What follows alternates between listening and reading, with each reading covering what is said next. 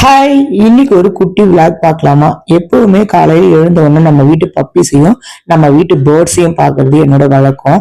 எல்லாம் கரெக்டா இருக்கான்ட்டு. அதே மாதிரி இன்னைக்கு பார்க்கும்போது பாத்தீங்கன்னா ஆப்பிரிக்கன் லவ் பேர்ட்ஸ் கேஜில பேர்ட்ஸுங்க ரெண்டுத்தையுமே காணும்.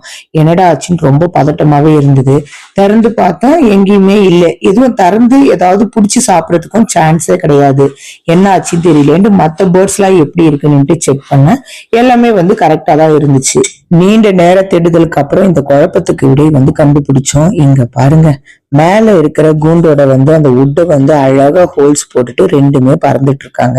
இது எவ்வளவு நாள் கஷ்டப்பட்டு ஹோல்ஸ் போட்டு பறந்தாங்கன்னு தெரியல. இதை வச்சு யோசிக்கும் போதுதான் பாத்தீங்கன்னா, என்னதான் நம்ம நல்லா பாத்துக்கிட்டாலும் அவங்களுக்குன்னு ஒரு சுதந்திரம் இருக்கு. அதை நாம இவ்வளவு நாள் நம்ம பறிச்சு வச்சிருந்தோம்ன்றது எனக்கு நல்லாவே புரிஞ்சுது. தனக்கான சுதந்திரன்றது ஒரு சின்ன பேர்ட்ஸ் கூட எவ்வளவு முக்கியமா இருக்கு பாத்தீங்களா? அதனாலதான் அது இந்த அளவுக்கு கஷ்டப்பட்டு ஹோல்ஸ் போட்டு வெளியில பறந்து போயிருக்கு. இதை தெரியாம நாம தான் பாசம், பந்தம், உறவுன்ற ஒரு வட்டத்துக்குள்ளேயே மாட்டிக்கிட்டு முடிச்சுக்கிட்டு இருக்கோம். நமக்கு கிடைக்காத சுதந்திரம் அந்த சின்ன பேர்ட்ஸுக்காவது கிடைக்குது அப்படின்ற ஒரு நினைப்போடைய நான் மனசை தேத்திக்கிட்டு எல்லா வேலையும் கொஞ்சம் பார்க்க ஆரம்பிச்சேன். மனசுக்குள்ள ஏதோ ஒரு இடத்துல சின்னதா கொஞ்சம் வலி இருந்துகிட்டுதான் இருந்தது. சரி, அதையே நினைச்சுக்கிட்டு இருந்தா போதாதுல.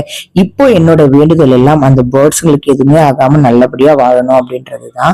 இதெல்லாம் யோசிச்சு முடிச்சுக்கிட்டு எல்லாம் பண்ணிட்டு சாப்பிடறதுக்கு எனக்கு 1:30 ஆயிடுச்சுங்க. அதுக்கப்புறமா நம்ம டெய்லரிங் மிஷினை நல்லா கொஞ்சம் கிளீன் பண்ணிட்டு ஆயில் எல்லாம் விட்டு சரி பண்ணலாம் அப்படின்னுட்டு. ஏன்னா ஓரடிக்க வேண்டியது பிடிக்க வேண்டிய துணிகள்லாம் இருக்கு.